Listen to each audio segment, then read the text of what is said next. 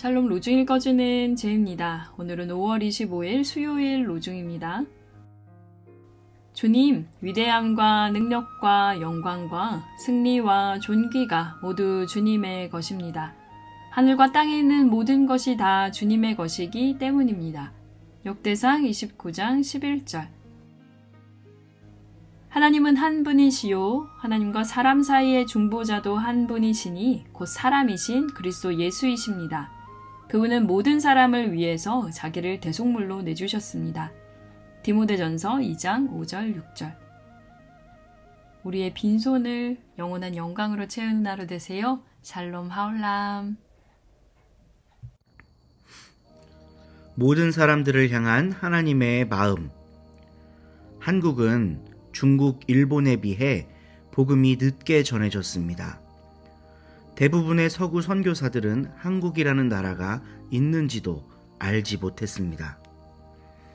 공식적으로 최초의 선교사인 언더우드도 원래는 인도에 가려 했습니다. 한국을 몰랐기 때문입니다.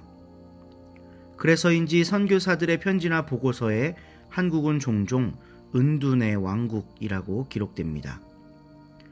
이웃나라보다 몇십 년 늦게 선교가 시작되었지만 결과는 완전히 달라졌습니다. 중국이나 일본에서도 처음에는 복음이 전파되며 믿는 사람들이 늘어났습니다. 그러나 정부와 민중들은 하나가 되어 기독교를 반대하기 시작했습니다. 기독교를 서양 제국주의의 천병으로 인식했기 때문입니다. 그러나 한국은 달랐습니다. 1800년대 후반에는 프랑스, 미국, 러시아 등과 크고 작은 갈등을 하면서 그들의 종교인 기독교를 국법으로 금지했었지만 1905년 을사늑약, 1910년 한일 병탄으로 일제에 의해 나라를 빼앗기며 한국 사람들에게 제국주의는 서양이 아닌 일본이 되었습니다. 집회와 결사의 자유가 없던 시절 교회는 한국인의 피난처요 위로의 공간이었지요. 당시 한국에서 기독교는 1%도 되지 않는 매우 작은 종교였습니다. 1500년을 이어온 불교, 600년간 사회, 정치, 문화를 떠받치고 있던 유교, 언제부터 시작인지 알 수 없을 만큼 오래된 무속 종교, 동학혁명으로부터 새롭게 급부상한 천도교 등 토착 종교가 강력하게 자리 잡고 있었습니다. 이는 선교사들에게 큰 숙제거리였습니다. 그러나 선교사들은 그들과 갈등해서는 안 된다는 결론에 이르게 됩니다. 모두가 구원의 대상임을 믿고 있었기 때문입니다. 1세대 선교사들은 공격적이며 전투적인 방식으로 토착 종교를 깨부수려 하지 않았습니다. 성경을 건네고 복음을 전하며 개인과 가정, 나라와 민족을 위해 기도하는 것을 가르칠 뿐이었습니다. 선교사들은 바울의 가르침을 기억하고 있었습니다. 모든 사람을 위하여 간구와 기도와 도고와 감사를 하되 임금들과 높은 지위에 있는 모든 사람을 위하여 하라. 하나님은 모든 사람이 구원을 받으며 진리를 아는 데에 이르기를 원하시느니라. 이 일을 이루기 위해 예수 그리스도는 모든 사람을 위하여 자신을 대속물로 주셨습니다. 그러나 종교가 힘과 권력을 갖게 되면 이 사실을 잊게 됩니다. 그래서 때로는 공격적이고 전투적이 되며 다른 종교나 문화 위에 군림해서 지도하고 변화시키려고 합니다. 그러나 당시 서양, 특히 미국 선교사들은 초강대국을 등에 업고 있었지만 그것으로 조선 사람들 위해 군림하려 하지 않았습니다. 오히려 그 힘을 일제의 횡포로부터 한국 사람들을 보호하는 데 사용했지요. 그리고 한국의 다양한 토착 종교들과도 사이좋게 지내려 애썼습니다. 한국 최초의 교회로 알려진 소래교회는 동학 농민혁명 기간에 동학군의 피신처로 사용되기도 했습니다. 오늘날은 기독교 인구가 전 국민의 2하를 넘습니다. 100여 년 만에 엄청나게 성장했고 정치, 사회, 문화, 경제의 모든 분야에서 많은 기독교인들이 큰 역할을 하고 있습니다. 그래서 바울의 가르침에 귀 기울여야 합니다.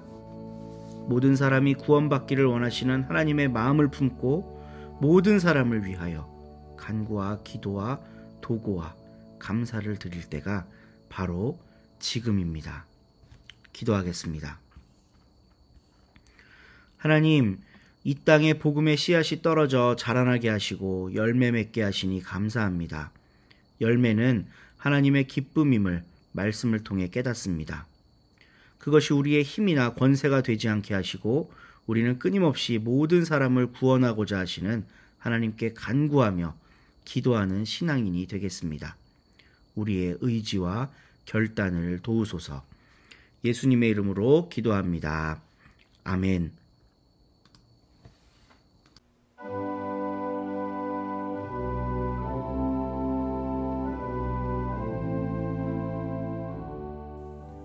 빌레몬서 1장. 바울입니다. 그리스도 예수님을 위해 갇혀있는 사람입니다. 나의 형제 디모데가 우리가 사랑하는 사람이요 우리의 동료인 그대 빌레몬에게 이 편지를 보냅니다. 또 자매 아비아와 우리의 동료 병사인 아르키포에게 또 그대의 집에서 모이는 교회에 보냅니다. 은혜와 평화가 여러분에게 하나님 우리 아버지와 주 예수 그리스도님으로부터 내리기를 빕니다. 나는 기도할 때마다 늘 그대를 기억하며 나의 하나님께 감사드립니다. 그대의 사랑과 믿음을 듣고 있기 때문입니다. 주 예수님에 대한 믿음과 모든 성도들을 향한 사랑을 말입니다. 내 기도는 그대와 우리가 나누는 믿음의 사귐이 효력을 떨치게 되는 것입니다. 그리하여 하나님이 우리 가운데 허락하신 모든 선한 일을 그대가 깨달아 알아 그리스도님께 이르게 되는 것입니다. 사실 나는 그대의 사랑 덕분에 큰 기쁨과 위로를 받았습니다. 성도들의 애타는 마음이 그대를 통하여 생기를 얻게 되었기 때문입니다. 빌레몬 형제님. 그러므로 나는 그리스도님 안에서 아무런 꺼리낌 없이 그대에게 마땅한 일을 하라고 명령할 수도 있습니다. 그러나 그 사랑 때문에 오히려 나는 부탁을 드립니다. 나 바울은 이렇게 늙은이이고 또 지금은 그리스도 예수님을 위해 갇혀있는 사람입니다. 나는 내 자식 일로 그대에게 부탁합니다. 그는 내가 갇혀있는 동안에 낳은 자식인 오네시모입니다. 그가 한때는 그대에게 쓸모없는 사람이었으나 이제는 그대에게도 나에게도 쓸모있는 사람이 되었습니다. 나는 그를 그대에게 돌려보냈습니다. 그 사람, 곧 내 심장과도 같은 사람을요. 나로서는 그를 내 곁에 붙잡아 두고 싶었습니다. 내가 복음을 위해 갇혀있는 동안에 그대를 대신해서 나를 뒷바라지 하도록 말이지요. 그러나 그대의 허락 없이는 아무것도 하지 않으려고 합니다. 나는 그대가 선한 일을 하되 억지로가 아니라 자원해서 하게 하려는 것입니다. 아마도 이 때문에 그가 잠깐 동안 떨어져 나갔던 것이겠지요. 곧 그대가 그를 영원히 되돌려 받도록 하시려고요. 그대가 그를 더는 노예로가 아니라 노예보다 중요한 사람으로 곧 사랑받는 형제로 되돌려 받도록 하시려고 말입니다. 그가 특별히 나에게는 그렇습니다. 그렇다면 육신상으로나 주님 안에서나 그대에게는 그가 얼마나 더 그리하겠습니까? 그대가 나를 벗으로 여긴다면 나를 맞이하듯이 그를 맞이해 주십시오. 그가 그대에게 무슨 잘못을 저질렀거나 빚을 진 것이 있다면 그런 것은 나에게 청구하세요. 이렇게 나 바울이 직접 내 손으로 씁니다. 내가 갚겠습니다. 구태여 말하지는 않겠지만 그대가 오늘의 그대가 된 것은 나에게 빚을 진 것입니다. 그렇습니다. 빌레몬 형제님. 나는 주님 안에서 그대의 호의를 바라고 있습니다. 그리스도님 안에서 나의 애타는 마음의 생기를 회복시켜 주십시오.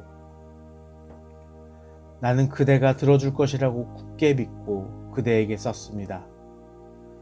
그대가 내가 말한 것 이상으로 해주리라는 것을 알고 있기 때문입니다. 아울러 내가 손님으로 묵을 곳을 마련해 주십시오. 여러분의 기도를 통하여 하나님의 은혜로 내가 여러분에게 되돌아가기를 바라고 있으니까요. 에바브라가 그대에게 안부를 전합니다. 그는 그리스도 예수님 때문에 나와 함께 갇혀있는 사람입니다. 마가, 아리스타르코스, 데마, 누가도 안부를 전합니다. 그들은 나와 함께 일하는 사람들입니다. 주 예수 그리스도님의 은혜가 여러분의 영과 함께 하기를 빕니다. 아멘.